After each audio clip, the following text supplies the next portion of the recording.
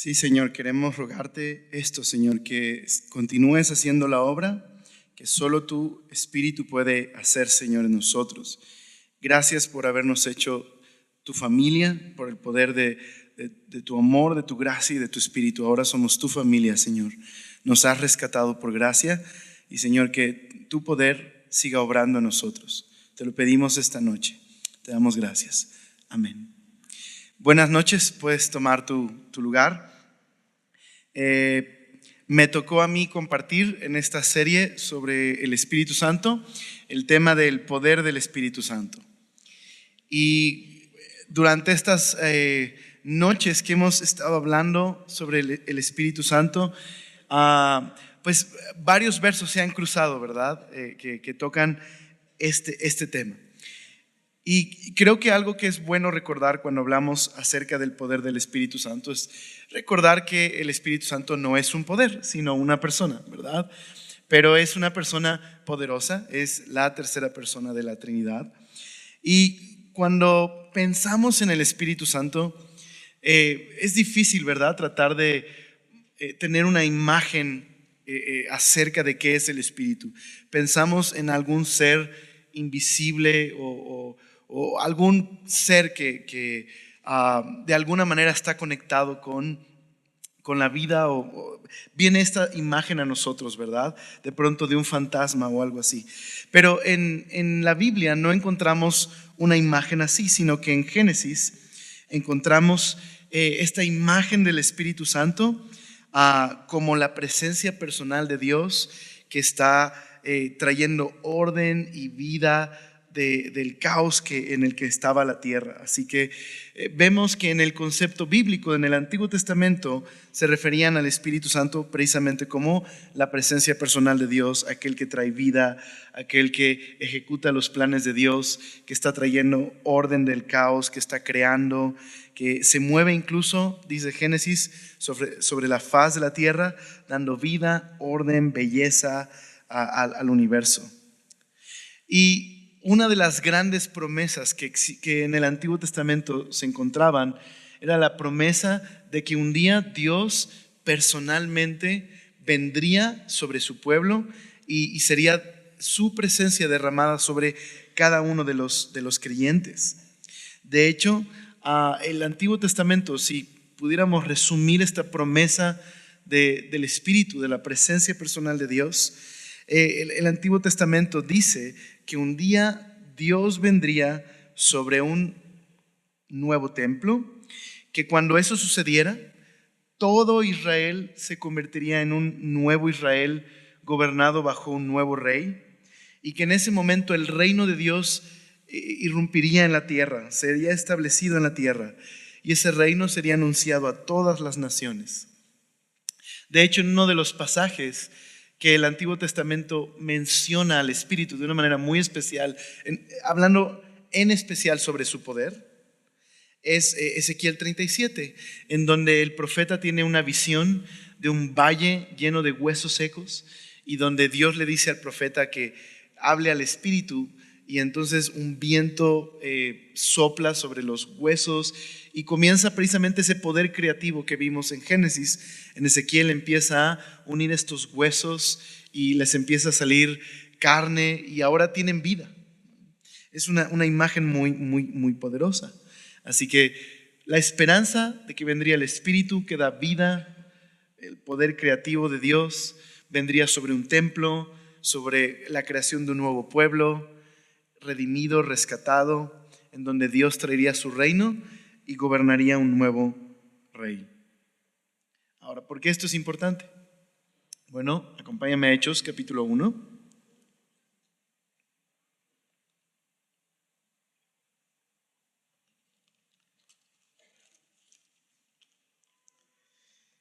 En Hechos, Hechos es el tomo 2, Lucas es el tomo 1. Y mientras en Lucas, lo que narra Lucas es lo que Jesús comenzó a decir y hacer, el libro de los Hechos nos narra lo que Jesús continuó haciendo y enseñando. Pero ahora, por medio de la presencia del Espíritu en los discípulos. Entonces dice el verso número 1.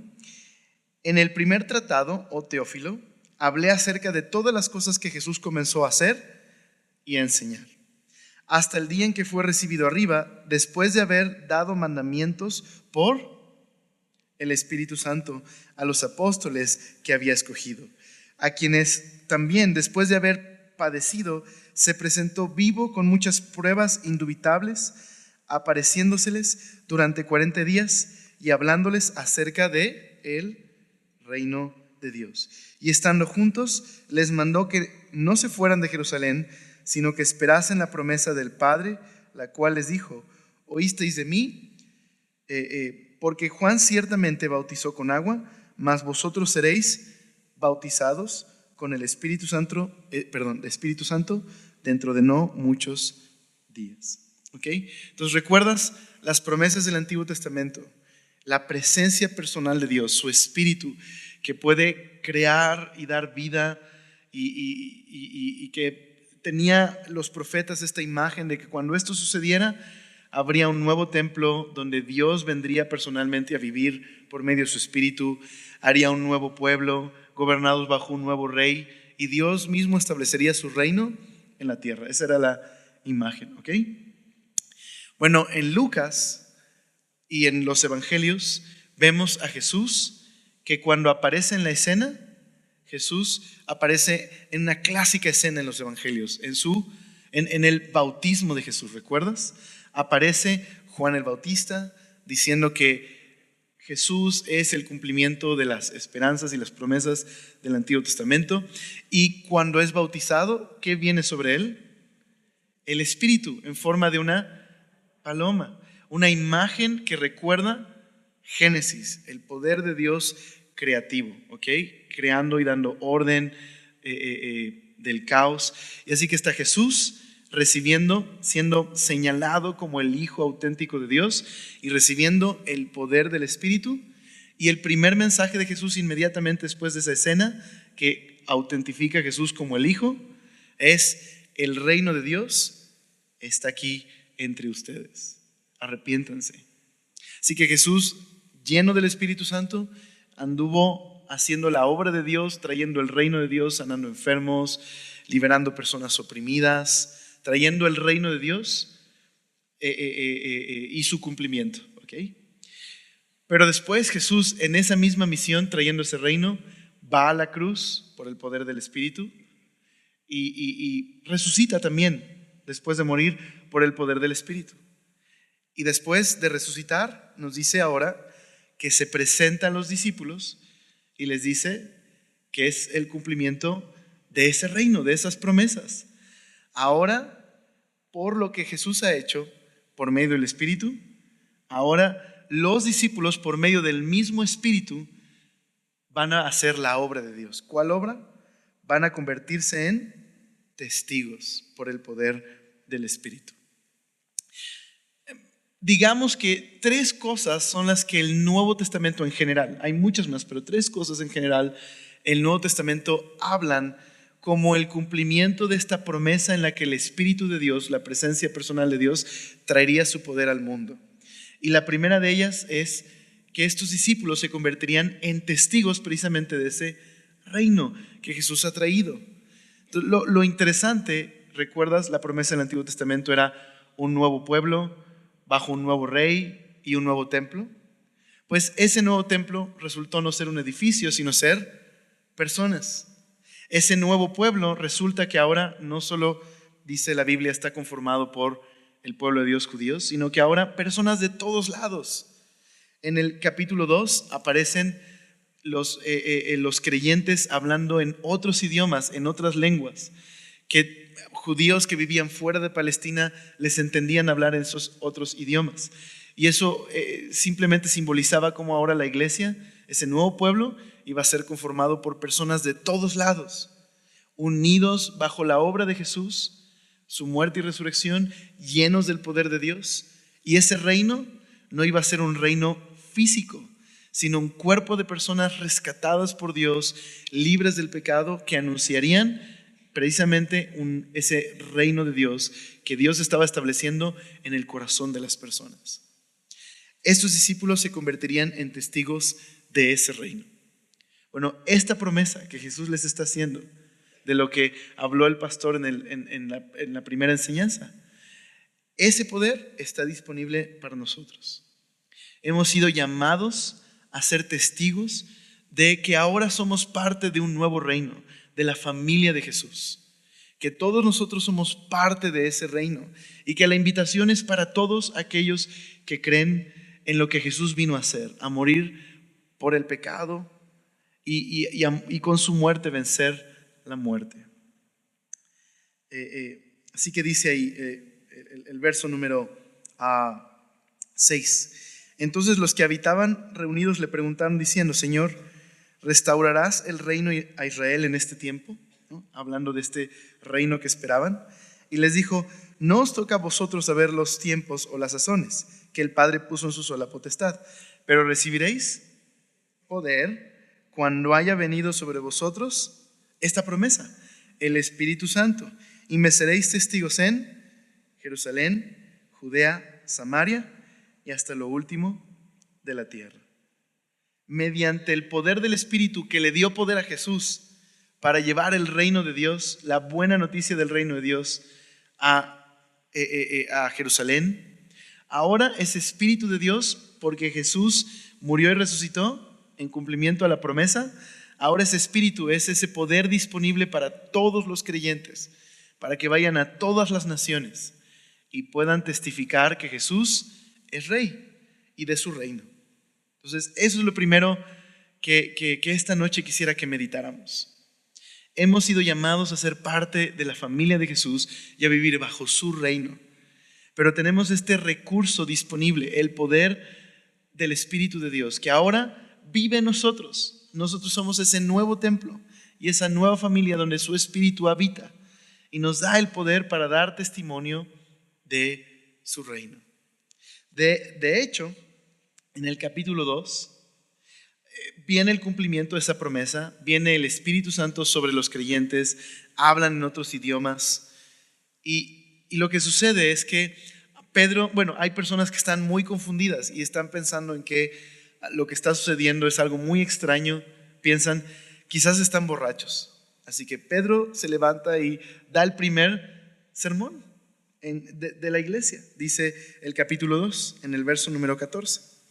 Entonces Pedro, poniéndose en pie con los 11, alzó la voz y les habló diciendo: varones judíos y todos los que habitáis en Jerusalén, esto sea notorio y oíd mis palabras, porque estos no están ebrios como vosotros suponéis, puesto que es la hora tercera del día, son las 9 de la mañana, les dice. Literal, dice, son las 9 de la mañana. Aunque en esta cultura ni a las 9 de la mañana, ¿verdad? Dice, mas esto es lo dicho por el profeta Joel. En los postreros días, ¿no? En los días finales, ¿recuerdas la promesa del Antiguo Testamento? Dice Dios: derramaré de mi espíritu sobre toda carne, y vuestros hijos y vuestras hijas profetizarán y verán visiones, y vuestros ancianos soñarán sueños, y de cierto sobre mis siervos, sobre mis siervas, en aquellos días derramaré mi espíritu. La promesa de Dios habitando, pero ya no en un templo físico, sino en los creyentes. Y lo que dice Pedro es, esto que están viendo es cumplimiento de esa promesa. Y da el primer sermón, y el primer sermón está enfocado en Jesús. Dice el verso 22, varones israelitas, oíd estas palabras: Jesús Nazareno, varón aprobado por Dios de entre vosotros con las maravillas y prodigios y señales que Dios hizo entre vosotros por medio de él, como vosotros mismos sabéis. A este, entregado por el determinado consejo y anticipado conocimiento de Dios, prendisteis y matasteis por manos de inicuos, crucificándole, al cual Dios levantó, sueltos los dolores de la muerte, por cuanto era imposible que fuese retenido por ella. Y luego lo que hace Pedro es decir, miren, Jesús es el Rey que prometió el Antiguo Testamento. Como dijo David, y da unas citas del Antiguo Testamento, al que ustedes mataron, Dios lo resucitó. Dios le había dado poder para anunciar de este reino. Y entonces dice el verso 32, a este Jesús resucitó Dios, de lo cual todos nosotros somos testigos. Así que exaltado por la diestra de Dios y habiendo recibido del Padre la promesa del Espíritu Santo, ha derramado esto que vosotros veis y oís. Dice el verso que sigue. Porque David no subió a los cielos, pero él mismo dice, dijo el Señor a mi Señor, siéntate a mi diestra hasta que ponga a tus enemigos por estrado de tus pies. Sepa pues ciertísimamente toda la casa de Israel, que a este Jesús, a quien vosotros crucificasteis, Dios le ha hecho Señor y Cristo. Al oír esto, se compungieron de corazón y dijeron a Pedro y a los otros apóstoles, varones hermanos, ¿qué haremos? Y Pedro les dijo, arrepentíos y bautícese cada uno de vosotros en el nombre de Jesucristo para perdón de los pecados y recibiréis el don del Espíritu. Entonces, el primer sermón de la iglesia, Jesús le había dicho a los discípulos, esperen. Les habló del reino de Dios, del cumplimiento de la promesa de ese reino por medio de la muerte y resurrección de Jesús, y que tenían que esperar el cumplimiento de la promesa y la esperanza, la presencia de Dios en ellos. Esperen a que venga el Espíritu y cuando Él venga, recibirán poder para ser testigos. Y luego se cumple esa promesa. Viene el Espíritu, habita en los creyentes, Pedro se levanta y da el primer sermón, y el sermón está enfocado en que Dios había señalado a Jesús como el hijo como su hijo, como el Mesías, como quien traería el cumplimiento de las promesas, y Dios lo resucitó. Y los discípulos son testigos de Jesús y testigos de esa resurrección. ¿Y cuál fue el fruto de esa predicación?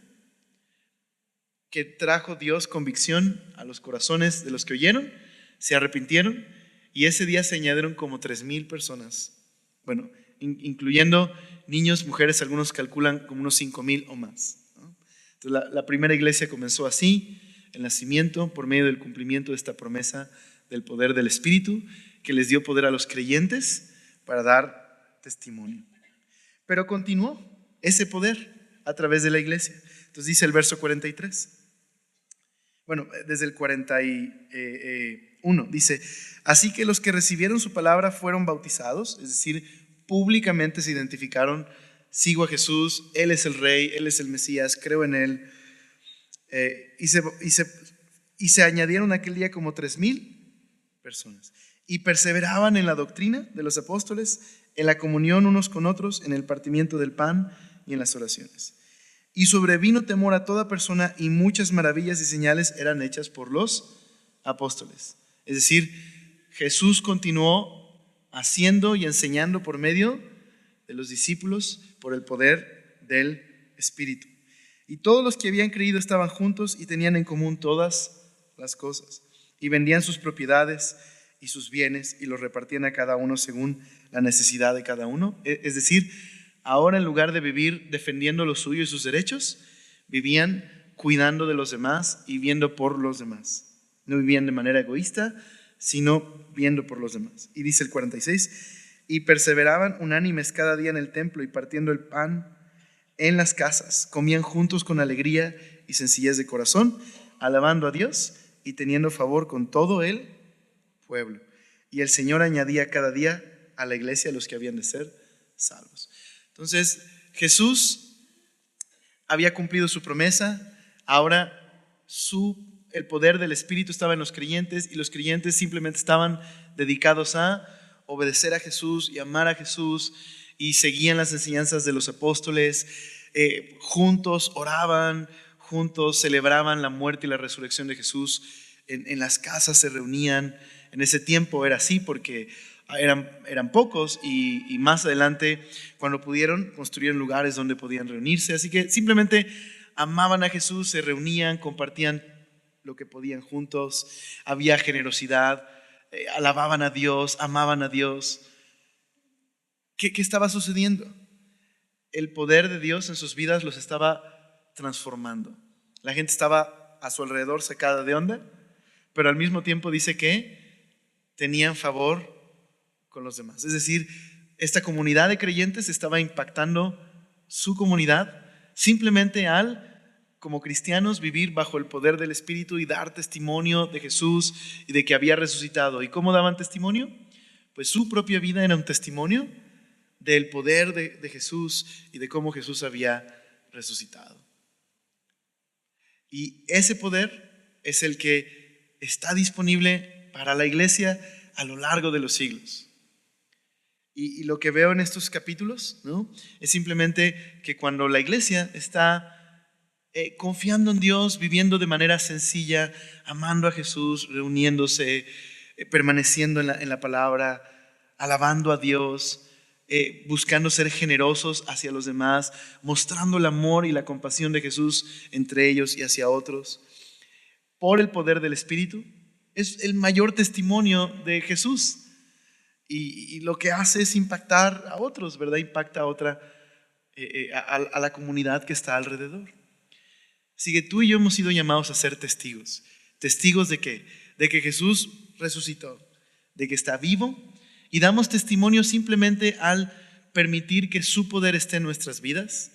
Cuando confiamos en Dios y juntos nos reunimos y buscamos amar juntos a Dios y buscamos que el Espíritu transforme nuestras vidas y permitimos que su poder transforme nuestros corazones y nos haga personas compasivas y generosas hacia los demás. Entonces podemos dar testimonio del amor de Dios, ¿verdad? Podemos dar testimonio a los demás. Somos testigos de su poder al permitir que el poder de Dios fluya en nuestras vidas. Pero este poder para ser testigos, les decía que en el Nuevo Testamento hay tres cosas, dentro de las muchas, pero tres principales en las que se enfoca el Nuevo Testamento para describir el poder del Espíritu. Y esta es una: ser testigos de Jesús con nuestras vidas, con nuestras palabras, con nuestro ejemplo, al reunirnos y amar a Dios con otros y siendo compasivos y generosos y dando en las pequeñas cosas y en las grandes cosas simplemente testimonio de que Jesús es Rey y amamos a Jesús, y eso puede impactar a nuestros vecinos, puede impactar a otras personas. Pero ¿qué otras dos cosas, aparte de ser testigos, poder para ser testigos? También es poder de la resurrección, y es el poder de la nueva creación. Y eso, es decir, somos testigos de ese poder de la resurrección y ese poder de la nueva creación. Entonces, por ejemplo, Efesios, otro pasaje al que podemos ir, vemos como Pablo enseña que el Espíritu Santo en la vida de un creyente es una fuente de poder para la vida cristiana. Pablo incluso hace una oración para que los cristianos puedan ver eso, puedan ver que el Espíritu de Dios viviendo en ellos, esta promesa del Espíritu, ¿recuerdas? El poder del Espíritu que crea, que da orden, que da vida, que resucita, ahora habita en el creyente. Entonces acompáñame a Efesios, capítulo 1. ¿Cómo vamos? ¿Bien? ¿Sí? Ok. Efesios, capítulo 1.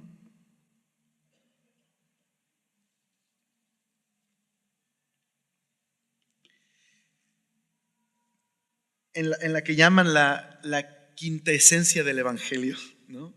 Efesios es una carta muy bella. Pablo hace una oración por los creyentes, una oración que está enfocada en que ellos puedan experimentar el poder de Dios en sus vidas.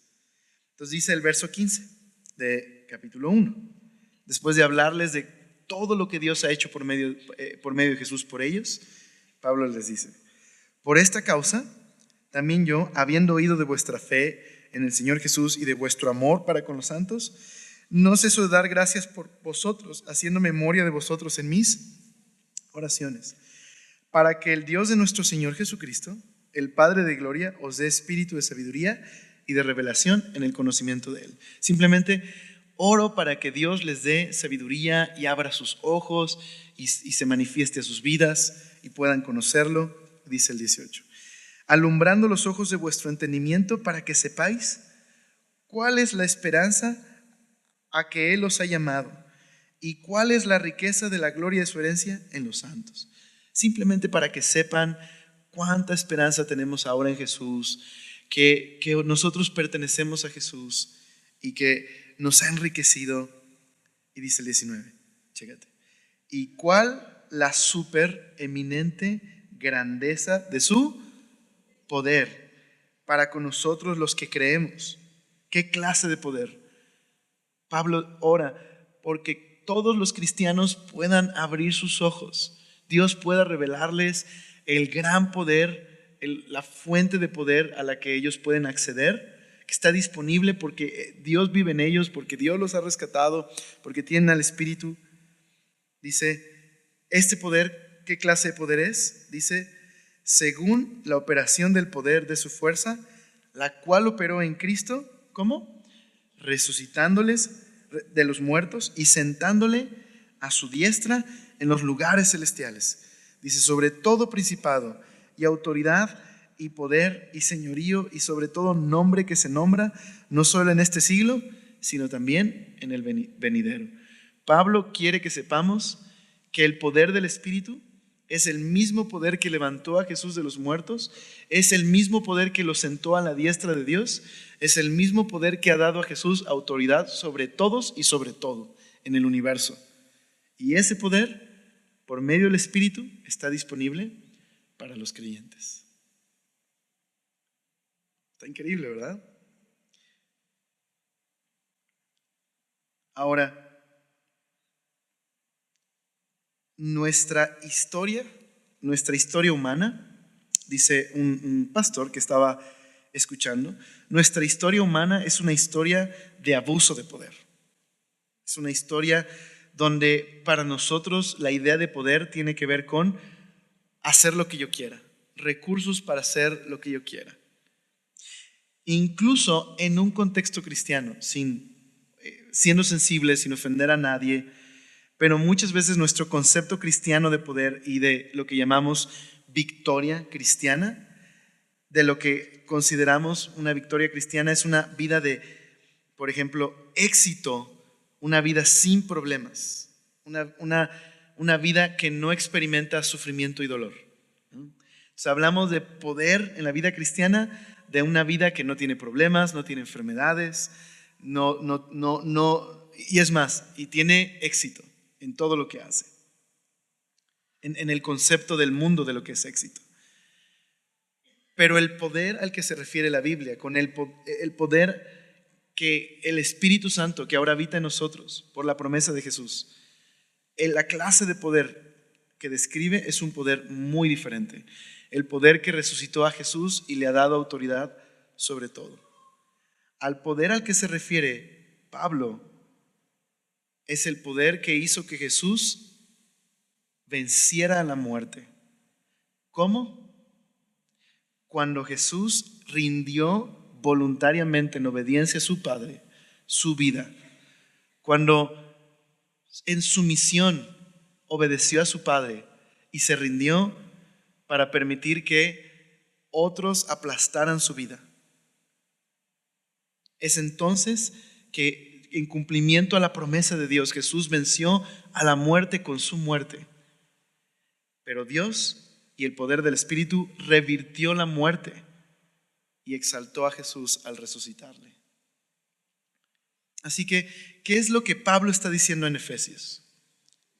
Dios creó este mundo, pero este mundo el día de hoy está bajo el efecto de la caída, lo que Romanos llama la era del pecado y la muerte.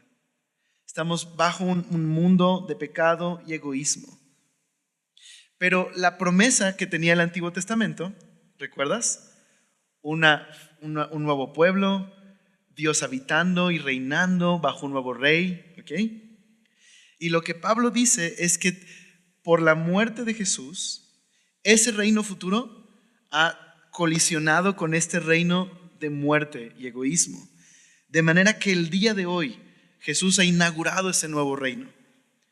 Aunque todavía vemos el día de hoy que hay dolor, sufrimiento, ya Jesús ha inaugurado una nueva era de vida y resurrección, de nueva creación. Así que por el poder del Espíritu Santo en el creyente, cuando el creyente rinde su voluntad a Dios, cuando obedece a Dios, por el poder del Espíritu Santo, el efecto de la muerte y el pecado se revierte en su vida. y en todas las áreas de su vida. Es decir, el poder de Dios en nuestra vida no tiene que ver con poder para hacer lo que queramos.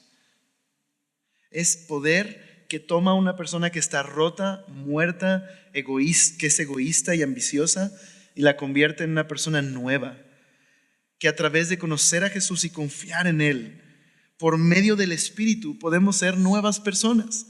Y el efecto de la muerte y el pecado que nos dominaba está siendo revertido en nuestro matrimonio, los que estamos casados, los solteros en su vida como solteros, los padres, los hijos, los que trabajan, en todas las áreas donde el pecado nos dominaba, se expresaba en ese egoísmo, porque Jesús resucitó ese poder de resurrección.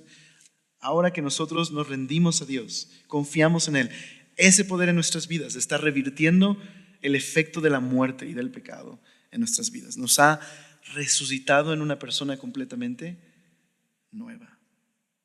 Romanos lo expresa así: aquellos que nos identificamos con Jesús y con su muerte, hemos experimentado en Jesús la muerte de Jesús, pero también la resurrección de Jesús, de manera que hoy podemos andar en vida nueva. Esta misma carta en Efesios dice que hemos sido unidos a la muerte y a la resurrección de Jesús, de manera que estamos sentados en lugares celestiales junto con Él. Es el Espíritu Santo en nosotros, la promesa de Jesús, que el día de hoy su poder está revirtiendo ese efecto de muerte en nuestras vidas. Entonces, no es poder para hacer lo que queramos, es poder para hacer todo lo que Dios quiere que seamos. Es poder para amar a Jesús y obedecer a Jesús, para vivir una vida nueva, poder para realmente amar a Dios y a los demás, para dar testimonio, para ser testigos de Jesús. Un pastor hace una ilustración de esto, de este poder nuevo, de este concepto de poder en la Biblia, que no tiene que ver con hacer lo que yo quiera y conseguir lo que yo quiera, sino con rendición, con sujeción a Dios. En la biografía de Dietrich Bonhoeffer, que escribió Eric Metaxas, una buena biografía, algo que impactó a Bonhoeffer en su vida fue: Bonhoeffer vivió durante los horrores de la Segunda Guerra Mundial, y en ese tiempo él conoció a un papá y a un hijo, a Friedrich von, voy a tratar de pronunciar el apellido, pero Bodelshausen, creo que se pronuncia así. Pero lo puedes googlear si quieres, o puedes checar la biografía de Eric Metaxas. Perdonen mi alemán, si no hablo muy bien alemán. Pero durante la Segunda Guerra Mundial, este padre y este hijo hicieron una organización llamada Bethel. Y era una organización que se encargaba del cuidado de personas que eran vulnerables, ya sea que tenían alguna enfermedad mental o alguna enfermedad física. Y lo que dice Bonhoeffer, lo que le impactó de este lugar, es que él decía que Bethel, esta organización, era una antítesis de la visión del mundo nazi, que exaltaba la visión, la cosmovisión nazi, el poder para dominar, poder a expensas de los débiles y los vulnerables. Pero esa pequeña organización, decía Bonhoeffer, era como un pedacito del cielo, una demostración del evangelio, un lugar que estaba gobernado por otro rey, era otro reino, un lugar donde los débiles eran exaltados como los más importantes. ¿Por qué? Porque este padre y este hijo habían entendido el concepto del poder que el Nuevo Testamento enseña, el poder del Espíritu. Poder no para hacer lo que yo quiera y tomar lo que yo quiera, sino poder para obedecer a Dios, para rendirme a Dios, para amar a los demás, para ser testigos de Jesús. Jesús nos demuestra el poder cuando Él se rindió a la voluntad de Dios, fue a la cruz, Dios le resucitó y venció a la muerte y al pecado, de la manera más paradójica, ¿verdad? A través de su muerte. De manera que Él venció a la muerte y nos hace libres a nosotros de este reino de muerte y egoísmo, para que nosotros podamos en esa libertad obedecer a Dios, bajo su poder y por su poder fluyendo en nuestras vidas. Así que a lo mejor no vamos a hacer una organización llamada Betel. Bueno, no lo sé, a lo mejor el Señor te puede usar de muchas maneras, ¿verdad? Pero lo que sí es que es poder que revierte los efectos del pecado y el egoísmo en nuestras vidas. Es poder para servir a nuestra familia, amar a nuestra familia, para obedecer a Dios,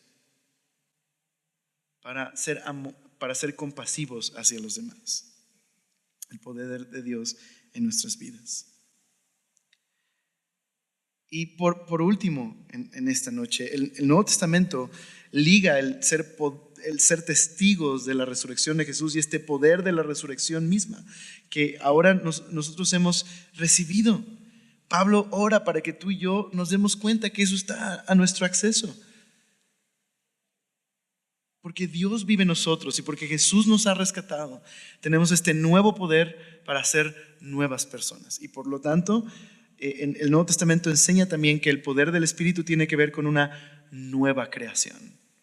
Eso es lo que el Antiguo Testamento apuntaba, el momento en el que Dios renovaría todas las cosas, las haría nuevas. Y Jesús anunció, como vimos hace ratito, que a través de él ese reino se inauguraba, esa oportunidad de ser nuevo. Nuestra esperanza es que Jesús volverá y ese reino se consumará y harán nuevas todas las cosas.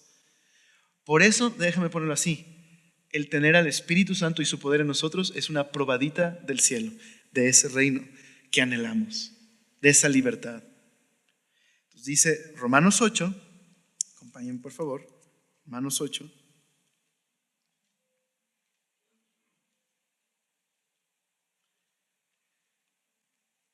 Así que Pablo y los autores del Nuevo Testamento quieren que sepas que Jesús, como el pastor nos enseñaba, no tiene que ver solo con conocimiento intelectual. O ayer Iber decía, con asentar intelectualmente las doctrinas cristianas, sino con que podemos experimentar a Jesús y su poder realmente en nuestras vidas. Ese poder que nos hace libres y nuevos. Entonces dice Romanos 8, es el capítulo sobre la vida en el Espíritu. La vida cristiana es tan relacionada con el Espíritu Santo y su poder, que de hecho se le llama, en boca de Pablo, describe la vida cristiana como la vida en el Espíritu. Y dice Romanos 8, verso 1, ahora pues, ninguna condenación hay para los que están en Cristo Jesús, los que no andan conforme a la carne, sino conforme al Espíritu. Porque la ley del Espíritu de vida en Cristo Jesús me ha librado de la ley del pecado y de la muerte. Lo que está diciendo Pablo es esto, que el Espíritu Santo no solo es la marca de que alguien es un creyente, alguien que tiene el Espíritu, sino que el propio Espíritu es lo que nos da una nueva clase de libertad. Ahora, con ley, Pablo dice que la ley del Espíritu nos hace libres de la ley del pecado y la muerte. Lo que Pablo está tratando de decir aquí es ley en términos de un poder o una autoridad que se ejerce. Nosotros estábamos bajo la ley del pecado y la muerte, la autoridad del poder, bajo el régimen, si lo quieres ver así, el dominio, esclavos del pecado y la muerte. Y la ley de Dios es buena. Nos señala la ley de Dios, la bondad y el carácter justo y bueno de Dios, pero no tiene el poder para darnos vida y librarnos del régimen de la muerte y el pecado. Pero porque Jesús murió y resucitó, ahora hay un nuevo régimen, una nueva autoridad que se ejerce sobre los que creen, y es el régimen del Espíritu. El Espíritu de Dios puede librarnos del dominio del pecado y la muerte. Ahora vivimos bajo una nueva esfera de poder que nos hace libres. Pero recuerda, no es poder para hacer lo que queramos, es poder para poder amar a Dios, para obedecer a Dios. Entonces dice el verso 3, porque lo que era imposible para la ley, por cuanto era débil, por la carne, es decir, la ley de Dios, los mandamientos de Dios son buenos, pero nosotros estábamos bajo el régimen del pecado y la muerte y era imposible que obedeciéramos a Dios en nuestras fuerzas. ¿Qué hace Dios? ¿Cómo intervino Dios para rescatarnos? Dice, enviando a su Hijo en semejanza de carne de pecado, ¿no? Es decir, se encarnó y a causa del pecado condenó al pecado en la carne. Lo que vimos hace ratito. Jesús se hizo hombre, pero Él nunca pecó, pero Él pagó la condena del pecado y a través de su muerte venció al régimen de la muerte y el pecado. Dice el 4, para que la justicia de la ley se cumpliese en nosotros, que no andamos conforme a la carne, sino conforme al Espíritu. Y entonces Pablo dice que hay dos caminos y dos reinos, dos gobiernos, el del Espíritu que produce vida y el de la carne que produce muerte. Con carne no pienses en el cuerpo, aunque la idea de cuerpo es porque controla nuestros deseos o pasiones humanas. Piensa cuando dice carne aquí en naturaleza pecaminosa o una vida dominada por el pecado. Dice, porque los que son de la carne, es decir, los que están dominados por la naturaleza del pecado, piensan en las cosas de la carne. Pero los que son del Espíritu, los que pertenecen a el Espíritu, en las cosas del Espíritu. Porque el ocuparse de la carne es muerte, pero el ocuparse del Espíritu es vida y paz. Vivir bajo el poder, el régimen y la autoridad del pecado solo puede conducirme a la muerte. Pero vivir bajo el poder, el régimen del Espíritu produce como fruto vida y paz. Y dice el verso 7, por cuanto los designios de la carne son enemistad contra Dios, porque no se sujetan a la ley de Dios ni tampoco pueden. Y los que viven según la carne no pueden agradar a Dios. Pero mira, mas vosotros no vivís según la carne, sino según el Espíritu, si es que el Espíritu de Dios mora en vosotros. Y si alguno no tiene el Espíritu de Cristo, no es de Él. Entonces, si tenemos a Jesús, si hemos confiado en Jesús, Dios nos da su Espíritu y pertenecemos a Él. Pero mira el verso 10. Pero si Cristo está en vosotros, el cuerpo en verdad está muerto a causa del pecado, mas el Espíritu vive a causa de la justicia. Y si el Espíritu de aquel que levantó de los muertos a Jesús mora en vosotros, el que levantó de los muertos a Cristo Jesús vivificará también vuestros cuerpos mortales por su Espíritu que mora en vosotros. ¿Qué es lo que Pablo está diciendo? Ok, somos cristianos. Y si somos cristianos, Dios nos da su Espíritu. Y ahora somos libres del régimen del pecado y la muerte. Y vivimos bajo el régimen del Espíritu. Su poder nos da una clase de libertad que nos hace libres del dominio y el poder del pecado sobre nosotros. Pero, todavía podemos ver los efectos del pecado. ¿Cómo? Nuestros cuerpos mueren. Vamos a morir. Pero entonces Pablo da una promesa.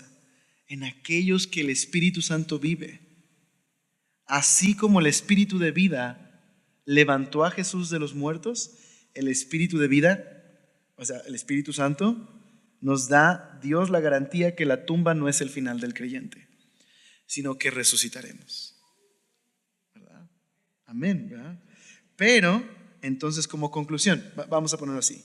Si ya no estamos bajo el régimen, el dominio de la muerte y el pecado, sino que el Espíritu mora en nosotros y nos da su poder, y por lo tanto, la tumba no es el final, sino la resurrección, que de lo que hoy vivimos. Pues dice el verso 12 y 13.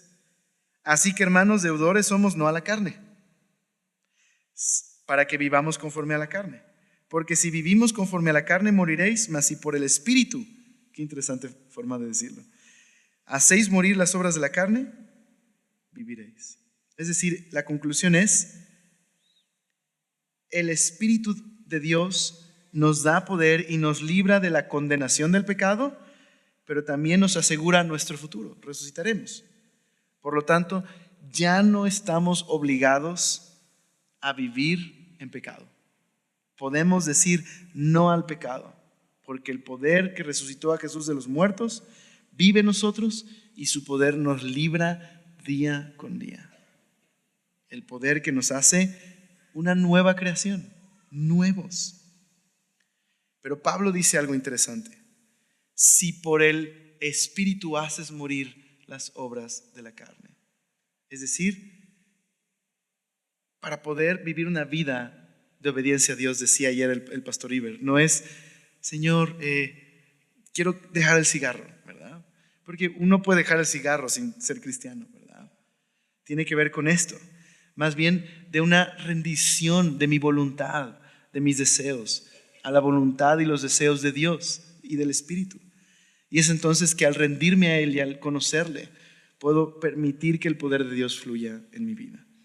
Pablo lo pone así, en otra carta en Gálatas. Mi antiguo yo está crucificado con Cristo. Ya no vivo yo, sino que Cristo vive en mí. Así que lo que ahora vivo en este cuerpo terrenal, lo vivo confiando en el Hijo de Dios, quien me amó y se entregó a sí mismo por mí. Y el mismo Pablo en Gálatas capítulo 5 nos dice que hay una lucha en nosotros entre nuestra antigua naturaleza y el Espíritu que ahora vive en nosotros y nos ha dado una nueva vida. Si confiamos en Dios y caminamos con Él y le permitimos a Él guiarnos, lo que Él va a producir es el fruto de la nueva creación, es decir, el fruto cristiano, es decir, va a formar a Jesús en nosotros. Esa es la tarea del Espíritu. Va a transformarnos, a librarnos de nosotros para formar a Jesús en nosotros. Entonces, como decía Iber, no es tanto imitar a Jesús, es más bien permitir que Jesús viva en nosotros y gobierne nuestras vidas y produzca su fruto en nosotros. Evidentemente, claro, entendemos, seguir a Jesús, imitar a Jesús significa querer amarlo y obedecerlo. Pero no es tanto nuestro poder de tratar de imitarlo, sino más bien permitir a su poder obrar y producir en nosotros a Jesús. La nueva creación, así como en la primera creación el Espíritu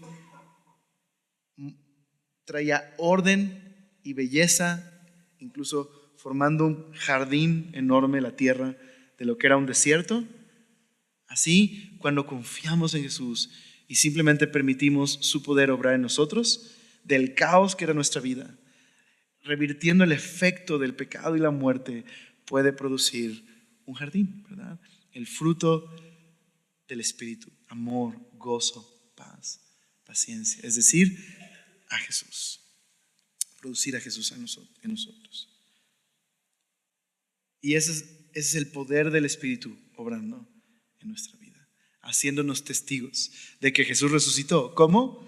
Pues el propio poder de la resurrección obrando en nosotros, haciéndonos nuevos, renovándonos, siendo una garantía, un pedacito de la promesa de que Jesús hará nuevas todas las cosas.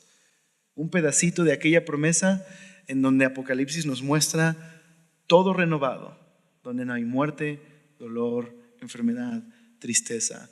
Todas esas cosas pasaron ya. Pero nuestra promesa es que hoy, este día, hoy, por su Espíritu en nosotros, ya somos libres de ese dominio del pecado y la muerte. Y solo esperamos el cumplimiento cuando el Señor regrese y experimentemos la resurrección de nuestros cuerpos. Poder del Espíritu. Espero no haberlo revuelto. Oramos. Señor, gracias por ser tan bueno y gracias porque nos amas y porque nos has dado esta promesa, Señor, que a través de Jesús se ha cumplido, de enviar tu Espíritu para hacernos nuevos, para librarnos del pecado y la muerte y hacernos libres, Señor, para amarte y obedecerte. Señor, ayúdanos a experimentar ese poder que resucitó a Jesús, que está disponible para nosotros. Señor, más bien abre nuestros ojos para que sepamos que ese poder está disponible, Señor, que es real, que podemos experimentar a Jesús en nuestras vidas. En verdad, Señor, todos nosotros hemos visto el desastre que el pecado ha causado en nuestras vidas, Señor.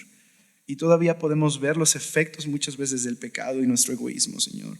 Por favor, haznos libres. Permítenos ver esa renovación por medio de tu Espíritu en nosotros. Señor, ayúdanos a someter hoy nuestra voluntad, confiar en ti. Que cuando otros nos vean puedan ver ese pedacito del reino, puedan ver ese evangelio demostrado, podamos ser testigos de que Jesús resucitó. Señor, ayúdanos hoy a saber que es imposible vivir para Jesús sin tu Espíritu. Ayúdanos y ayúdanos a experimentar este poder que nos libra del egoísmo, que nos lleva a darnos por otros, Señor, a amar a otros de manera generosa. Te lo rogamos en tu nombre.